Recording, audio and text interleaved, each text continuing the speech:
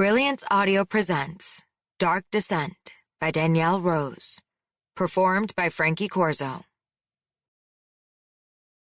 There is a part of me, however small, that is aware of my descent. My inner light is a righteous creature stalking the shadows of my soul, striving for grace only to be smothered by ugliness. And I allow this to happen. What other choice do I have?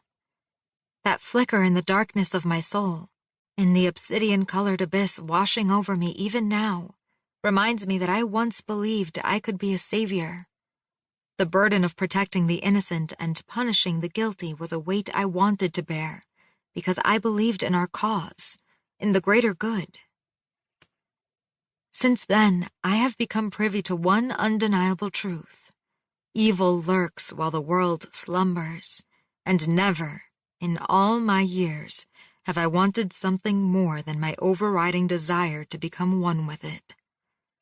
With the battle over, the rogues either dead or running scared, I encourage these thoughts.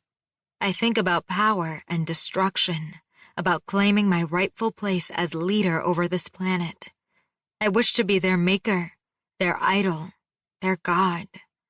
My body tingles, prickling as tiny bumps glisten against my skin, like beads of water in the moonlight.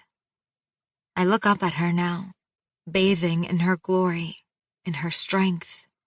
In this moment, I deem myself stronger than even the moon. Ava?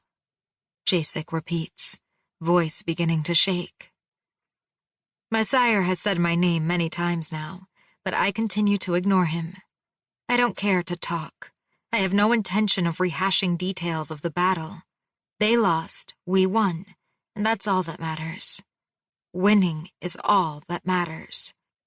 I care about far little more than my desire to dominate this land and the creatures that call it home. I glance past him, ignoring everyone around me until my gaze settles on just one. She has added greater space between us now. She halts when I stare at her.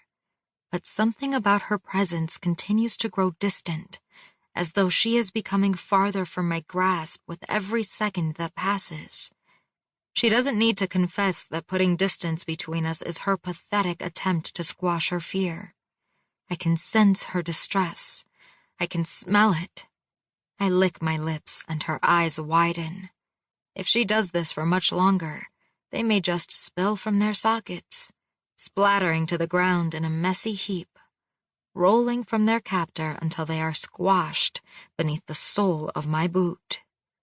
I can hear the squish, the sloppy hiss as the goo contained inside stains the ground red.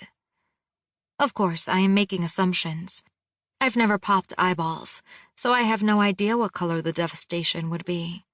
Perhaps a bright, fiery red, or maybe a pale, sunken blue. I think about this for a long time, never averting my gaze. "What are you?" Sofía asks. She spits her question at me, full of accusations. Her fear seeps from her as steadily as her budding anger. I find myself wondering why she is upset. Is it because I foiled some secret plan, or is she shocked to discover the existence of a hybrid? I step forward, gliding easily even as my prey stumbles backward. The other vampires are silent, unyielding as they watch me ascend toward Darkhaven's newest witchy resident. When I reach Sofía, she sucks in a sharp breath. Her lungs spasm at the abrupt rush of air. I hear them clench, shrinking and widening, desperate to feed her body the necessary oxygen it requires to stay alive. If her lungs could think, if they could foresee my plans for her, would they give up now? Would they save her the despair of future agony by ceasing effort, taking her life this very second? I stop in front of her, smiling, waiting. She has stopped breathing. Her lungs struggle to feed her organs, using only what is trapped inside them.